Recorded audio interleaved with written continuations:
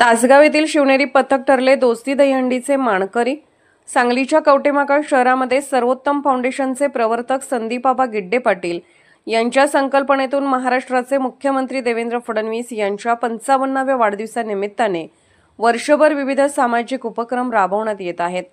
त्यानुसार येथे पश्चिम महाराष्ट्रातील सर्वात मोठी 5,55,555 रुपये बक्षीस असणाऱ्या दोस्ती दहीहंडीचे आयोजन करण्यात आले होते।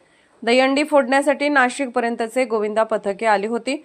दर्शकांच्या मनोरंजनासाठी विविध कार्यक्रमाचे आयोजन केले होते। दहीहंडी पाहण्यासाठी लोकांनी मोठ्या प्रमाणात गर्दी केल्याचे दिसून आले। विविध पथकांनी दहीहंडी फोडण्याचा प्रयत्न केला, परंतु ते 9 थर लावू शकले नाहीत। सर्वात शेवटी रात्री 12 वाजण्याच्या सुमारास शिवनेरी गोविंदा पथक तासगाव यांनी एकाच्या प्रयत्नामध्ये 9 थर लावून दोस्ती दहीहंडी फोडली आहे। दहीहंडी फुटल्यानंतर उपस्थित प्रेक्षकांनी जल्लोष केला। मान्यवरांच्या हस्ते या पथकाला बक्षीस व चषक देण्यात आले।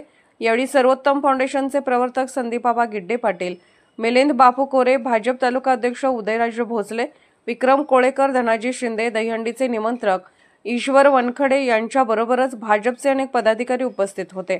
कवटेमहाकाळ मराठी न्यूज मुख्य संपादक विद्याधर लोंढे।